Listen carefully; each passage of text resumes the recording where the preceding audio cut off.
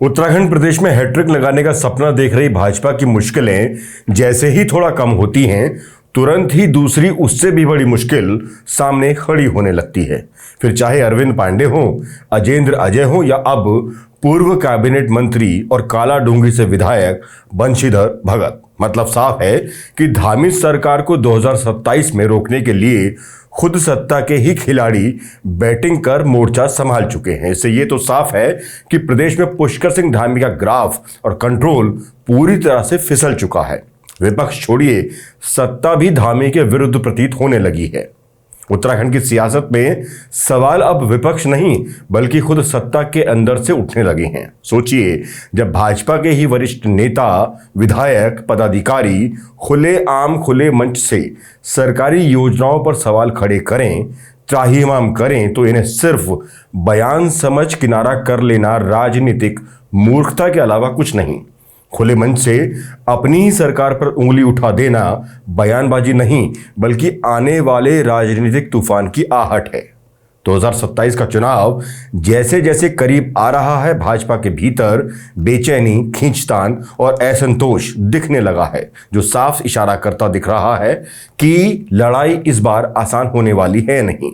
अब देखिए ना, अभी कुछ दिन पहले पीएम मोदी की जोशो खरोश से भरी रैली के उत्साह को भाजपा के ही एक चर्चित विधायक ने ठंडा करके रख दिया। निशाना इशारों में बनाया गया सीएम धामी को और शब्दों के तीर छोड़े गए महामानव का आह्वान करते हुए।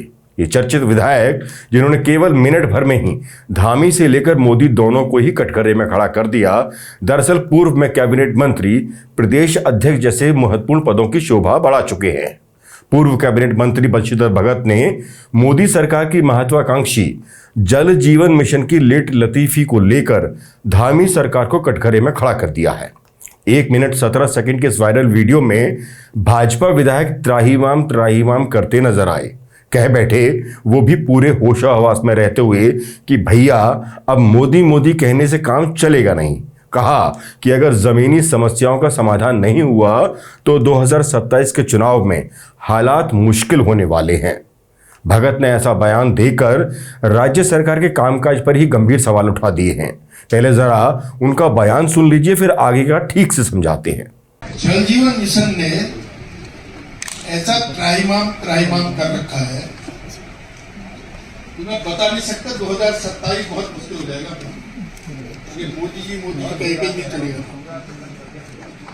एक तो बहुत गलत काम क्या किया, पहले मोहल्ले की गलियां खोदी, फिर राइजिंग लाइन खोदी, फिर नलकूप बनाया, अब ओवरहेड टैंक बना रहे। इस प्रक्रिया में लग गए 3 साल।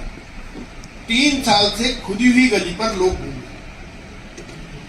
और अभी आगे मुझे नहीं लगता कुछ होगा। लेकिन अधिकारी यहाँ के बहुत ठीक है, मैं उसको दोष नहीं दे रहा। नहीं क्यों बना रहे,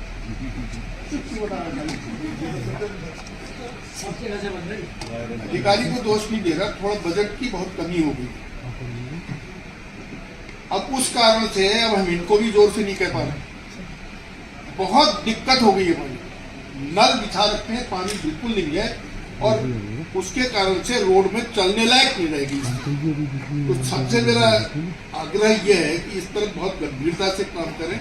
अगर कहीं से बजट मिले तो बजट दिलाएं, और नहीं तो फिर जो काम हो सकता है वो इस काम को जल्दी करें ताकि सड़कें ठीक हो और लोगों को पानी मिल सके। आज हालात ये है कि भाजपा के अपने ही विधायक खुले तौर पर अधिकारियों, पदाधिकारियों, मंत्रियों के समक्ष ही धामी सरकार और महत्वपूर्ण योजनाओं की पोल खोल रहे हैं, और सबसे बड़ी बात, सीधे इशारा कर रहे हैं कि 2027 की राह आसान नहीं। भाजपा के वरिष्ठ नेता और विधायक बंशीधर भगत का बयान कुछ सामान्य राजनीतिक बयान नहीं है। ये चेतावनी है कि अगर जमीनी समस्याओं का समाधान नहीं हुआ तो सिर्फ नरेंद्र मोदी के नाम पर चुनाव जीतना संभव नहीं। ये एक लाइन भाजपा की पूरी चुनावी रणनीति पर कई सवाल खड़े कर रही है। पूर्व कैबिनेट मंत्री और भाजपा विधायक ने विशेष रूप से जल जीवन मिशन की धीमी प्रगति पर नाराजगी जताई। बैठक में उन्होंने कहा कि उनके क्षेत्र में जल जीवन मिशन की स्थिति काफी खराब है। पहले सड़कों को खोदा गया, फिर नलकूप और ओवरहेड टैंक बनाए जा रहे हैं, लेकिन 3 साल बीत जाने के बाद भी काम अभी अधूरा है। पाइप बिछ गए लेकिन नलों में पानी नहीं है। इससे आम लोगों को टूटी और उखड़ी सड़कों पर चलने को मजबूर होना पड़ता है। उन्होंने कहा कि अधिकारी अपना काम ठीक से कर रहे हैं, इसलिए उन्हें दोष देना उचित नहीं। अगर अधिकारियों का दोष है नहीं तो फिर यह साफ है कि धामी सरकार के कंट्रोल से सब कुछ बाहर निकल चुका है, क्योंकि जिस योजना का देश भर में डंका पीटा जा रहा है उसी जल जीवन मिशन को लेकर भाजपा के अपने विधायक ने सरकार को कटघरे में खड़ा कर दिया है। 3 साल से सड़कें खोदी पड़ी हैं, पाइप बिछ गए हैं, टैंक बन गए हैं, लेकिन नलों में पानी है नहीं। लोग टूटी सड़कों पर चलने को मजबूर हैं और सरकार विज्ञापन में विकास बेच रही है। भगत ने साफ कहा, स्थिति त्राहिमाम जैसी है और सबसे दिलचस्प बात, उन्होंने अधिकारियों को क्लीन चिट दे दी, मतलब निशाना सीधे सरकार की नीतियों और राजनीतिक प्रबंधन पर। चुनावी साल में भाजपा के ही विधायक के बेबाक बोल से बैठक में मौजूद नए नए बने प्रभारी मंत्री खजान दास भी हैरत में पड़ गए। पूर्व कैबिनेट मंत्री बंशीधर भगत का यह बयान इसलिए भी महत्वपूर्ण माना जा रहा है क्योंकि लंबे समय से यह आरोप लगते रहे हैं कि कई योजनाओं की घोषणाएं तो होती हैं, लेकिन उनका असर जमीनी स्तर पर कम ही दिखाई देता है।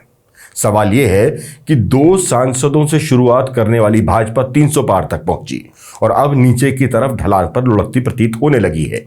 इसी का असर है कि छोटे से राज्य उत्तराखंड में एक एक करके भाजपा नेता, मंत्री, पूर्व मंत्री, विधायकों में नाराजगी बढ़ने लगी है। पहले पूर्व कैबिनेट मंत्री और डीडीहाट विधायक बिशन सिंह चुफाल भी कई सवाल अपनी ही सरकार के कार्यों पर उठा चुके हैं। पूर्व कैबिनेट मंत्री और गदरपुर से भाजपा के कद्दावर विधायक अरविंद पांडे तो अभी भी तल्ख रुख अख्तियार कर सीधा सीधा मुख्यमंत्री धामी को निशाना बनाए हुए हैं। पीएम मोदी की सभा के दौरान जिस तरह उन्होंने किनारे बैठकर अपनी नाराजगी दिखाई, वो भी चर्चा का विषय बनी। मंदिर समिति के पूर्व अध्यक्ष अजेंद्र अजय भी खुलकर धामी सरकार के खिलाफ मैदान में उतर चुके हैं।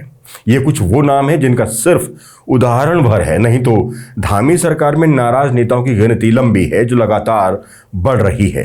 तरीका बनाया गया है विकास कार्यों पर सवाल खड़े करके जायज जनता की मांग को, जिसे शायद भाजपा की सरकार डिलीवर करने में फेल साबित होती प्रतीत हो रही है। इसी डैमेज को कंट्रोल करने के लिए ही शायद अति योग्य उत्तराखंडी चाणक्य की फर्स्ट कॉपी के माध्यम से एक कड़कड़ाता हुआ संदेश संभवतः बंशीधर भगत को पहुंचाया गया होगा, जिसके बाद नेताजी की तरफ से एक वीडियो फिर से जारी किया गया जिसमें उन्होंने वही घिसा पिटा पुरानी फिल्म में मार्का बयान चिपका दिया कि उनके बयान का गलत मतलब निकाला गया, पर भगत जी की बंसी से जो सुरीली तान पहले निकली उसका असर जहां तक होना था हो ही चुका है। खैर, ये सिर्फ विकास कार्यों की धीमी रफ्तार का मामला नहीं, इसके पीछे गहरी राजनीतिक बेचैनी भी है, क्योंकि मंत्रिमंडल विस्तार में भी जिस तरह भाजपा मूल के विधायकों को तवज्जो न देकर अन्य दलों से आए नेताओं को मंत्री पद से नवाजा गया, उससे भी भाजपाइयों में नाराजगी काफी हद तक देखने को मिल रही है। बाहर से आयातित नेताओं के आने से परंपरागत भाजपाइयों को अपनी टिकट कटने का भी डर है, और फिर सबसे आखिर में मोदी मैजिक के नीचे गिरते ग्राफ, जो अब तक भाजपा के लिए सबसे बड़ी जीत की गारंटी बने हुए थे। गौरतलब है कि चुनावी साल में जैसे जैसे समय और नजदीक आएगा, भाजपा में ये नाराजगी और अधिक दिखाई देने लगेगी, जिसका एक बड़ा कारण ये भी है कि भाजपा ने पूर्व में हुए चुनाव के समय भी जिस तरह से अन्य दलों से आए नेताओं को पार्टी में शामिल कराया, उससे आज ये नौबत आ चुकी है कि एक ही सीट पर कई टिकट के दावेदार खड़े हैं। टिकट न मिलने की स्थिति में ये नेता भी भाजपा की मुसीबत बढ़ा सकते हैं। ऐसी ही कुछ सीटों को देख लीजिए।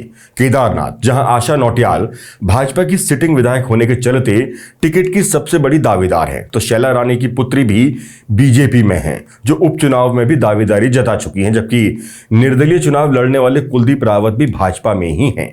यही हाल टिहरी का भी है, जहां कांग्रेस से आए किशोर उपाध्याय अभी वर्तमान विधायक हैं, जबकि दिनेश धने और धन सिंह नेगी जैसे पूर्व विधायक भी भाजपा में ही हैं।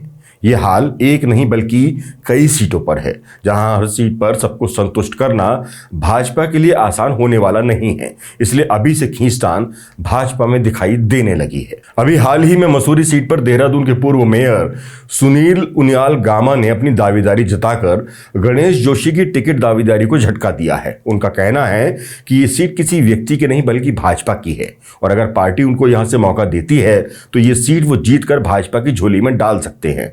जिसमें धर्मपुर से भाजपा विधायक विनोद चमोली ने भी उनका समर्थन किया है। खैर, केदारनाथ हो या टिहरी, मसूरी या प्रदेश की अन्य सीटें, हर जगह एक ही कहानी है, टिकट कैसे मिलेगा। और जहां टिकट की लड़ाई शुरू हो जाए वहां संगठन कमजोर होना तय है। कुल मिलाकर भाजपा में ऐसी ही नौबत कई और भी सीटों पर आने वाली है, इसलिए अभी से खींचतान जारी है। और यही कांग्रेस के लिए अवसर है, क्योंकि जब सत्ता अपने ही हुक्मरानों को कटघरे में खड़ा कर कामकाज पर सवाल उठाने लगे, टिकटों की लड़ाई संगठन की बजाय सड़कों पर लड़ने लगे, तो चुनाव सिर्फ मोदी मोदी के नारों से जीतना संभव नहीं। खासकर तब जब भाजपा विज्ञापनों के जरिए धाकड़ सरकार के विकास का कीर्तन कर रही हो और दूसरी तरफ खुद उनके ही नेता उसी प्रचार की हवा निकाल पोल खोल रहे हो। आज के लिए बस इतना ही। नमस्कार।